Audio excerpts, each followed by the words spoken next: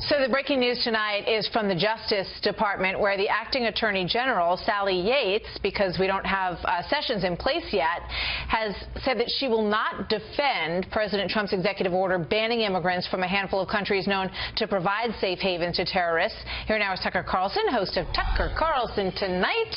It's so nice to be on the set with you.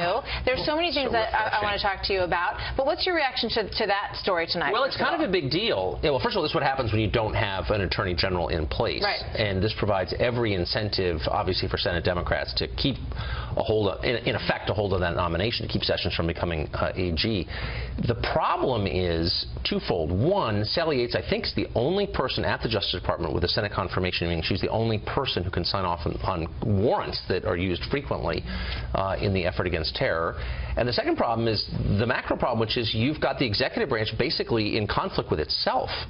So the Attorney General acting is not supporting the President's executive orders. I don't know when the last time that happened. Not in my adult lifetime, for sure. I don't know that there's a recent precedent for this. It's very weird, and it's kind of hard to know where it goes from here. Do you think Democrats will continue to drag their feet or find ways to drag their feet on Sessions' confirmation and try to keep her in as long as she can to make this more and more difficult? And her statement today was really interesting. She basically said, I'm not going to enforce this because I think it's immoral. And, oh, by the way, it's probably illegal. I think it's exactly which is probably illegal. But her first line of explanation was, this violates some non-specified moral code, which is a really interesting thing for an acting attorney general to say. It's not much of a legal. It's a theological argument. It may be right. Who knows? But it's a little strange. Yeah. I want to ask you about this other big story that was floating around today about Steve Bannon being at the table for these National Security Council meetings. And the original language made it look as if the DNI and the chairman of the Joint Chiefs of Staff would be invited when the discussion pertained to them. What do you think about that? Well, I mean, it's both weird and not so weird. The not so weird part is that the president would want his closest advisor in the NSC meetings. I don't think that's weird, actually, especially when there's evidence that the executive branch, a lot of his employees are hostile to him and his policy aims. So you probably want your guy in the meeting. The question is Steve Bannon the guy, and why is he the guy? I mean, he's only worked for the president since August, and he doesn't have any national security experience. So, I mean, that is the debate as far as I'm concerned. Is he the right person to be in that position?